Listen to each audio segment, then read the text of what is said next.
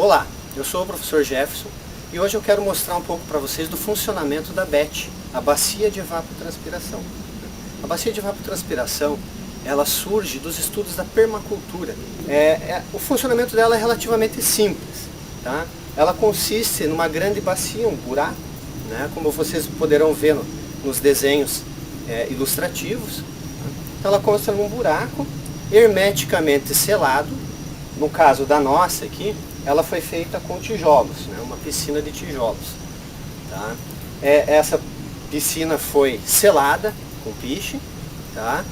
No interior, né, na região mais central desta bacia, né, nós temos o que nós chamamos de câmara anaeróbica. Esta câmara consiste num túnel feito de tijolos, né, como nós optamos aqui pela construção por tijolos, feito com tijolos no seu sentido transversal, com os furos para fora, né, de forma que tudo que entre neste túnel possa escoar pelos furos, correto? Pode ser feito com pneus, enfim, diversos outros materiais, desde que você forme a sua câmara, né, anaeróbica. Tá? A câmara anaeróbica é que vai receber os dejetos provenientes do vaso sanitário, né? Porque a BET ela trata apenas e exclusivamente as águas negras provenientes do vaso sanitário, ok? Então aqui dentro o que acontece? Né? A água que proveniente do vaso sanitário entra primeiramente nesta câmara anaeróbica, nesse túnel anaeróbico. Tá? Aí o que acontece? Lá dentro, né, ela começa a se liquefazer, né, juntamente com a água que vem, né, proveniente da descarga, ela se liquefaz e transborda lateralmente pelos furos dos tijolos. Este túnel, ele foi preenchido, as laterais desse túnel foram preenchidas com calices, né, restos de construção, telhas, etc., da mesma altura do túnel. Então esta água ela se infiltra pelas cavidades, né, ao redor das caliças, né, e ali começa então uma fermentação, um processo anaeróbico. Né, então as bactérias anaeróbicas, né, que sem o oxigênio, né, fazem a primeira etapa da decomposição dos dejetos. Né.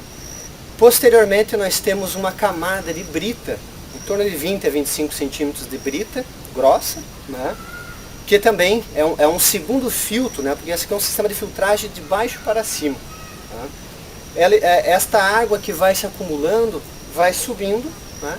Depois ela vai encontrar uma terceira camada de areia, certo? Que vai fazer uma filtragem mais fina desta água. Né?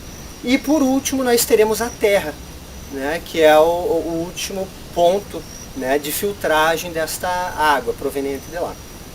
Mas enfim, após ela passar, né, pelo primeiro processo anaeróbico, ela vai subindo, né, e quando começa a ter contato com a areia, já existe uma maior aeração do solo. Né, a areia já tem partículas de oxigênio no seu meio. A partir de então ela passa a ter o processo de digestão aeróbica, correto? Não? Então as bactérias que decompõem ela fazem uso do oxigênio para decomporem nitritos, nitratos e diversos outros compostos orgânicos. Né? Esses compostos, pelo sistema de capilaridade do solo, né, ele vai subir pela terra e aí nós temos o último estágio da bacia de evapotranspiração, né, que é a transpiração, né, o puxar deste líquido e a transpiração, porque senão a BET, né, transbordaria, ela ficaria cheia de líquido e transbordaria. Então como é que isso funciona? Né? Então nós temos aí então as bananeiras, né, ou qualquer outro vegetal de folha larga. Aqui nós temos as bananeiras e, né, também temos as taiobas plantadas aqui dentro, que estão em crescimento. Né? Pode ser plantada a couve, qualquer outro tipo de vegetal, de preferência folhas grandes, largas, né, para que haja um maior índice de evaporação desta água. Né? E inclusive, né, o fruto do que é plantado aqui dentro pode ser consumido sem problema nenhum. O que não pode ser consumido são, né, plantas de raízes, aipim, batata, essas coisas não podem, né, porque daí há a possibilidade de contaminação dessas raízes. Né? Mas como aqui tudo que foi colhido acima do solo pode ser consumido normalmente. Então o que acontece? A capilaridade do solo puxa esta água, né, juntamente com as raízes das plantas acima. Né? A planta vai fazer o uso dos nitritos, nitratos e todos os compostos orgânicos gerados a partir da decomposição anaeróbica e aeróbica, né? Utiliza esses nutrientes e o excedente de água é transpirado então pelas folhas das plantas, né? Mantendo o sistema seco. Tá? Então não há o extravase de água por conta disso. É claro que para isso precisamos calcular, né, o tamanho da nossa bacia de evapotranspiração de acordo com o número de pessoas que irá utilizá-lo, justamente para que não haja, né, o extravase de água, correto? Nós temos aqui também, né, muitos fazem 3 etapas de acompanhamento, né? Eu fiz apenas uma, né? Que é um duto de inspeção, correto? Então aqui nós temos um duto de inspeção para que você possa fazer um acompanhamento do que acontece lá dentro, fazer análise da água, em que medida está acontecendo a decomposição, enfim, né? Se você achar necessário, você pode fazer em todos os estágios de filtragem, né, um duto de observação, aqui, né, de inspeção do coisa.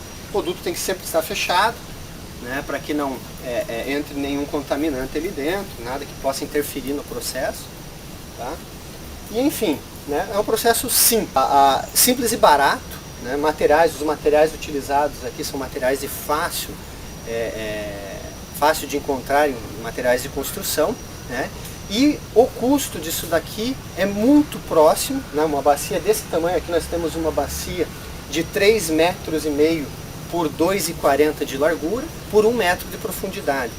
Tudo isso daqui, né, equivale ao custo de uma única fossa séptica comum, vendida nos materiais de construção que não atendem, né, a grandes volumes de esgoto, né, e que precisam ser limpadas constantemente. Tá? Então existe um custo extra no sistema tradicional de tratamento, com a fossa séptica, né? Sem falar que a fossa séptica pode contaminar o solo. Né? Esse sistema, por ele ser hermeticamente fechado, nós chamamos que esse sistema aqui é um ciclo fechado, onde a água entra, né, sofre todo o seu processo biológico e retorna à natureza, né, de forma limpa, né, que é a evaporação. E não temos nenhum extravase, nenhum contaminante no solo. Essa fossa está construída próxima até de um córrego de água e não temos contaminação nenhuma do córrego. Tá? Uma água limpa, né, e pura. Ok?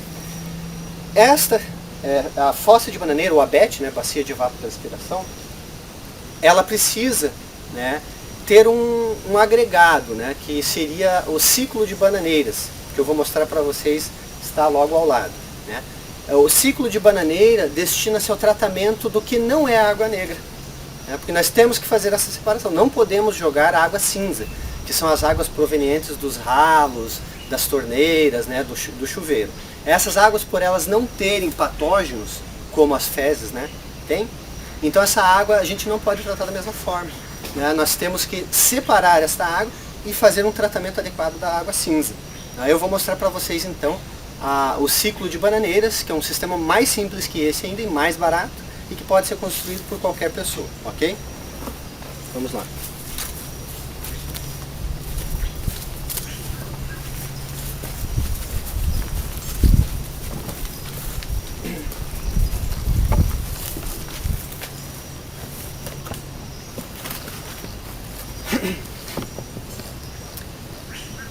Ok, então continuando, né?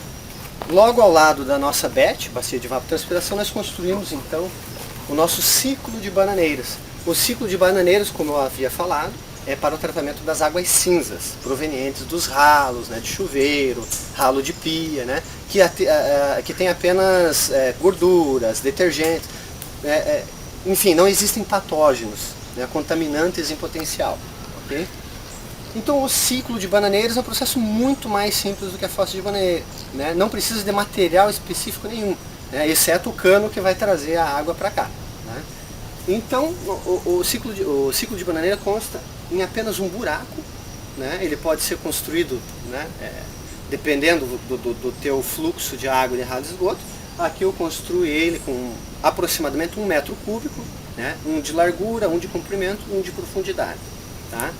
Não precisa ser isolado, né, porque não possui patógenos, então ele não vai contaminar com patógenos nem lençol freático e nem bacias arredores, né?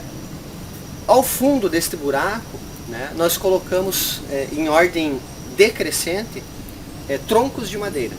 Então, no fundo, colocamos troncos mais grossos, né, e vamos preenchendo ela na forma de X, né, com troncos de menor graduação, até chegar em pequenos galhos e folhas. Né. Para finalizar, nós jogamos, né, folhas de bananeira seca, de palmeiras, enfim, preenchemos ela para que forme um sistema de proteção, né, para o ciclo de bananeiras. Essas folhas se encarregarão de evitar o acúmulo de água também proveniente da chuva, ela escorre para fora o excesso de água de chuva, né, e previne também contra o mau cheiro, que possa vir a sair do ciclo de bananeira. Ok? Então, o ciclo de bananeira é relativamente simples o seu funcionamento. Após a água que vem dos ralos, né, das pias, entra aqui dentro, ela entra em contato com esta madeira, né, e ali dentro os agentes biológicos se encarregarão, junto com a madeira, né, de decompor as matérias orgânicas do sabão, né, dos restos de comida que vem pelo ralo, enfim. Né, decompõe esta água e esta água se infiltra no solo, certo?